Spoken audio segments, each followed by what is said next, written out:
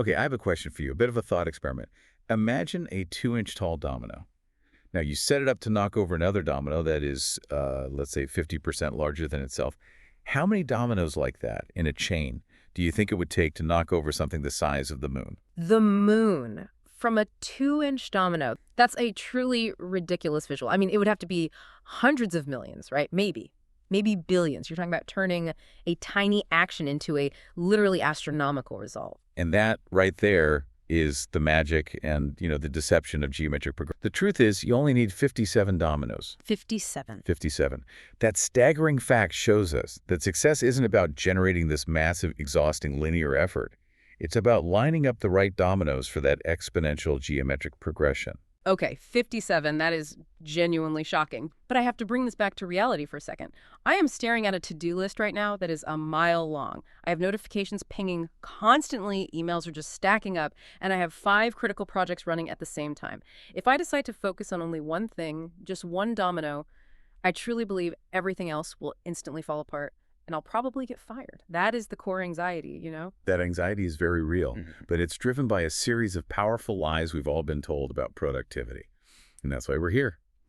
Welcome to the Deep Dive. Today, we're opening up Gary Keller and Jay Papasan's extraordinary work, The One Thing. Our mission is simple: to cure that feeling of being overwhelmed, to fix your focus, and to prove that strategic subtraction, not random addition, is the fastest shortcut to achieving extraordinary results. I'm ready to be convinced, but I'll admit the guilt is strong. I feel, fundamentally lazy if I'm not constantly running around acting like a busy ant all day. We all feel that pressure, don't we? And that brings us directly to the first major lie that keeps us stuck in that busy cycle: the belief that everything matters equally. We confuse activity with achievement.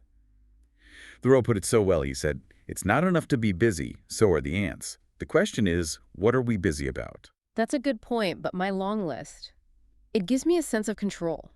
Every time I cross off a tiny task, even if it's just formatting a spreadsheet, I get that little hit of dopamine. I feel like I need that feeling of movement. But that feeling is deceptive. Busyness rarely takes care of business. Think about your to-do list not as a success list, but as a survival list, a list of things you can do. The key insight that separates success from survival comes from the principle of inequality, which, you often hear called the Pareto principle or the 80-20 rule. So the idea that 20% of what we do produces 80% of our results. A small percentage of your effort produces the vast majority of your results. This inequality is everywhere in life and business. We have to stop treating the 50 items on our survival list as if they have the same weight as the 1 or 2 items that truly move the needle. You have to relentlessly find the few things that matter more. And then out of those few, you have to find the one that matters most. So once we get the 80-20 rule, we narrow it down to that 20%. The one thing pushes us even further down that funnel. You have to keep applying it until you hit the single most leveraged action. That's it exactly. It's like being handed a magic compass. Whenever you feel lost or overwhelmed, you just pull it out to find your lead domino. Because the opposite is just as true. When you try to juggle everything and spread yourself out, you just end up spread thin. And that feeling of being spread thin is it's exhausting. It's the recipe for high stress, missed deadlines, poor quality work, and usually terrible fast food habits because you just don't have the bandwidth to think about what to eat. The cost of all that addition is immense. And it's amplified by the second major lie: the myth of multitasking. We're socially conditioned to believe that juggling is a skill, but the truth is, multitasking is a lie. It's neither efficient nor effective. We really do believe we're these efficient jugglers managing 4 or 5 balls at once. But your brain isn't actually juggling. It's performing what researchers call switch tasking. Think of your brain like a computer processor. It's trying to shut down file A, that complex report you were writing, right, and then completely restart file B, that urgent email that just pinged. Yeah. That constant stopping and restarting costs you time and focus. You pay a switching tax. That makes perfect sense. It's like constantly stopping and starting your car in traffic instead of just cruising on the highway. You burn more gas, you create more wear and tear, and you never really get anywhere fast. Precisely. And the data on this is devastating. Researchers estimate that the average worker is interrupted every 11 minutes. 11 minutes. And guess how much of the day is spent just recovering from those distractions and trying to reboot focus? A third of my career just gone because I keep clicking between windows. That is a colossal cumulative loss. It is. I mean, we understand the severity of distraction in high-stakes fields. Surgeons, pilots, they demand total concentration. Why do we tolerate less when we are performing our most important career-defining work? The research on drivers showed that even an idle, hands-free phone conversation takes a 40% bite out of your focus. Wow. That level of inattention is comparable to being legally impaired. You wouldn't tolerate a drunk pilot, so why tolerate switch tasking on your biggest priority? That example really hits home. So, okay. If we accept we have to drastically narrow our focus, how do we choose that single most crucial priority? How do we find that lead domino? That's where we turn to the ultimate filtering tool, which they call the focusing question. You need to constantly ask yourself this one thing. What is the one thing I can do such that by doing it, everything else will be easier or unnecessary? I like that phrasing. It acts like a massive funnel for my priorities.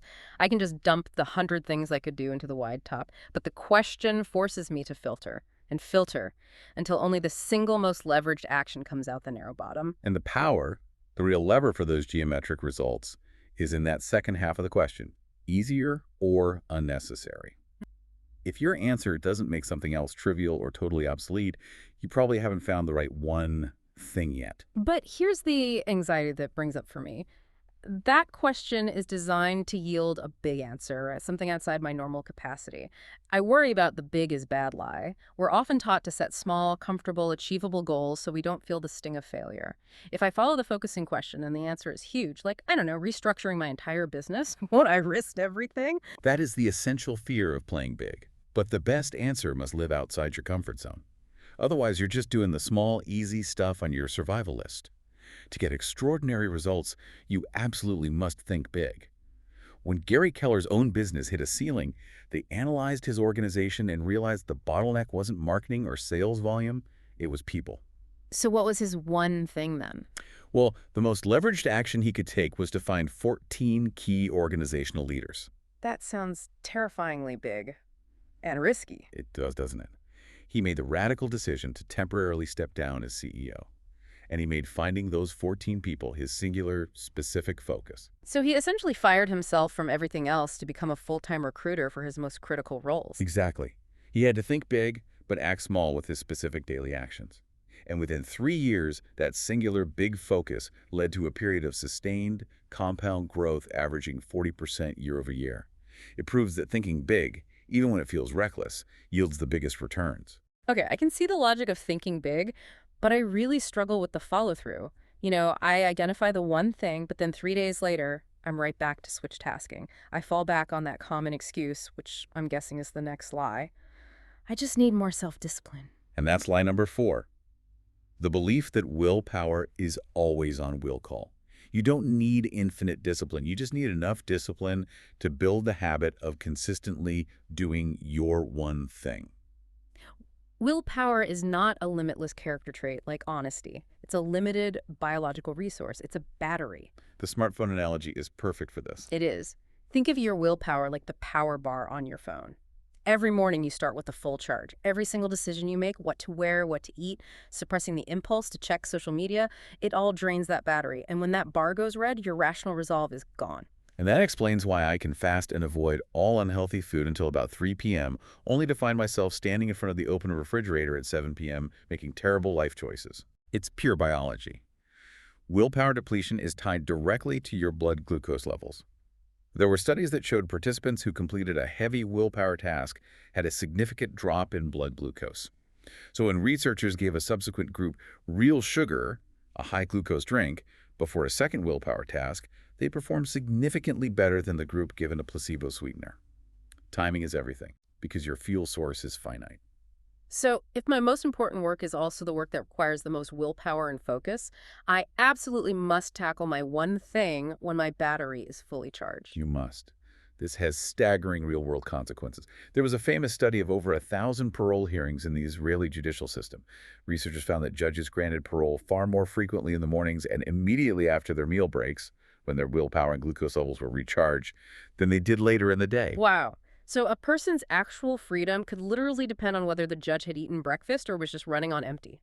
That makes the stakes of my own daily focus feel huge. It shows that low willpower leads us to rely on default settings. And denial is the psychological default when you're mentally tired. So if battery timing is everything, How do we physically block out our calendars to make sure we hit that priority when we're fully charged? Exactly. I mean, if I'm going to commit to doing my one thing first thing in the morning, how does the average busy person actually protect that time and stop those constant interruptions? Especially if my boss doesn't, respect my calendar. You have to become a militant time blocker. Time blocking is just making an appointment with yourself on the calendar to tackle that one thing, often for, say, a 4-hour increment. You must treat this appointment as sacred. Your calendar doesn't care who the appointment is with, it only cares that the time is blocked. But what about the reality of an open office? The Okay. colleagues who just drop by the drive-bys or the managers who think they can pull you into an emergency meeting at any time? You anticipate and adapt. You adopt a bunker mentality. The key here is not asking for permission, but setting the expectation. There's an example of an executive assistant who began time blocking and she found herself continually interrupted, so she did something radical. She booked a conference room and brought a separate laptop just to escape. She made herself physically unavailable. That is radical subtraction. It is, and the surprising result, within just 1 week, her coworkers adapted. Meetings got rescheduled. Non-urgent requests found other homes. You have to be prepared to defend your time with a vengeance. But defending that time forces me to drop other things. And that leads us to the final conflict, right? Line number 5. The pursuit of a perfectly balanced life. We're taught we have to constantly manage this equilibrium between work, family, and health. Extraordinary results require focused time. And time on one thing means time away from others. This makes perfect balance impossible, at least in the work arena. You have to accept that pursuing the one thing requires getting extremely out of balance in relation to all other work issues, and you only counterbalance once that priority is achieved. So we have to tolerate a certain degree of unavoidable chaos in our professional lives. You have to embrace it, knowing that when you focus on that lead domino, other lower priority things just won't get done. But the success from your priority proves you made the right strategic choice. This is where we bring in James Patterson's powerful analogy about the juggling act of life. Yes, the rubber ball and the glass balls. He said, imagine life is a game in which you are juggling 5 balls. The balls are called work, family, health, friends, and integrity. He explained that work is the rubber ball. If you drop it, it will bounce back. But the other 4, family, health, friends, and integrity, are made of glass. If you drop one of those, it will be irrevocably shattered. That gives us the perspective we need. Get fiercely out of balance in your work matters to achieve that extraordinary result, but you must constantly counterbalance and protect those glass balls in your personal life. Absolutely. That is the essentialist's mission, distilled. Until your one thing is done, everything else is a distraction. If you try to do everything, you could wind up with nothing. But if you commit to finding and executing the right one thing, you could find the shortcut to everything you ever wanted. So be honest. Are you a multitasker or a one-thinker? Tell us in the comments. If you want to keep upgrading your brain, click the video on the left. We've selected another deep dive just for you. And hit that logo to subscribe to Nonfiction Insights for your daily dose of wisdom. See you in the next video.